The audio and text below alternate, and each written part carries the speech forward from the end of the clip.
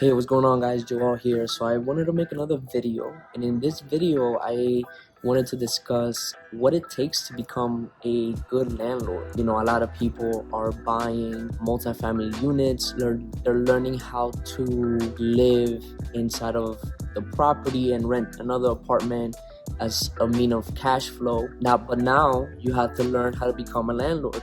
So on this video, I'm going to show you guys 5 essentials to becoming a more professional landlord.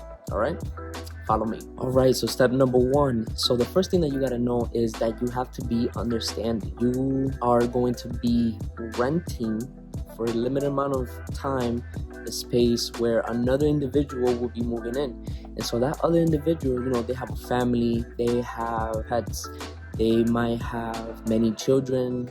And so you have to be able to understand the human aspect of it, right? It's not just about the money. At the end of the day, these are, regular working people who will be renting your place. And in some scenarios, you will have to live with those people. And so that's very important, especially if you're gonna own your own property and you're gonna house hack. All right. Now for step number 2, how to become a more efficient landlord. You have to learn. Now we're gonna talk about money. And the reason why I say money is that you have to figure out how you're gonna be collecting money. If you are going to go and knock on their door, every single first of the month, that's not effective.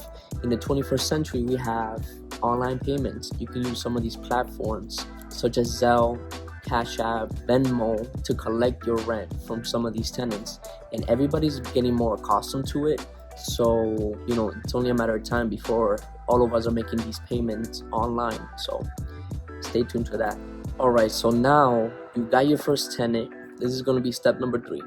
You got your first tenant, you got your first payment. Now this is what I call you got to learn how to float. All right. And the reason why I say that is because you have to learn to deal with the problems that are going to be coming in and out, right?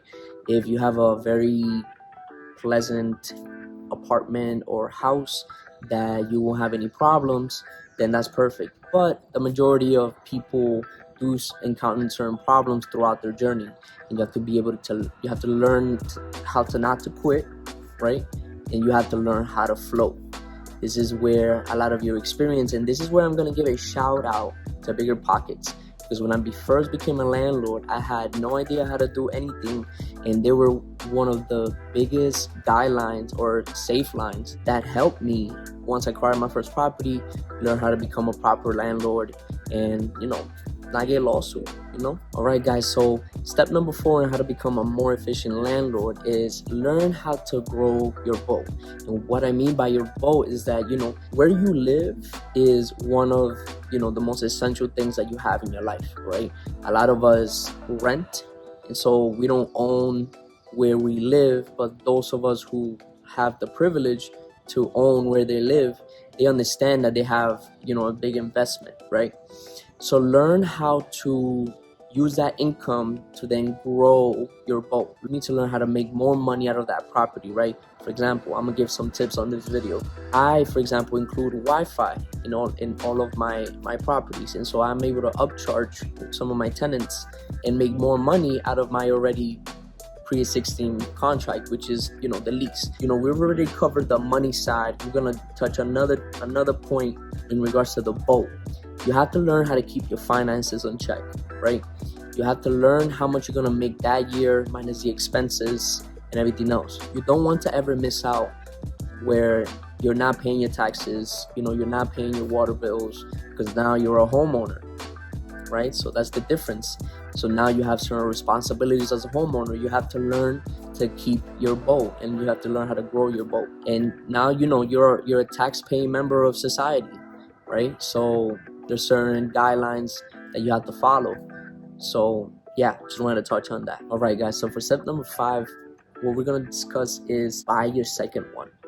You have to learn to use the money that you're collecting to now buy your second property, right? So for example, you can use an FHA loan to live on your first property, and then try to use a conventional loan to buy the second one, or use the money that's coming in to buy a buy and flip.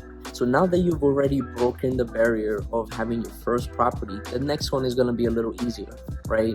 You already know how to deal with the attorneys, you already know how to deal with the real estate agents, you already know how much money you probably have to come up for your next property, and you already have the experience as a landlord, right? So now you're able to upscale.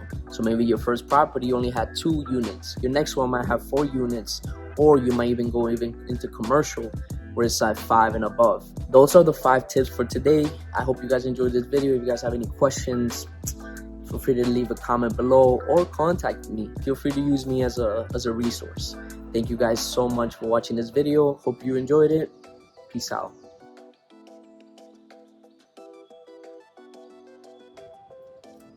All right, guys, so for step number 5,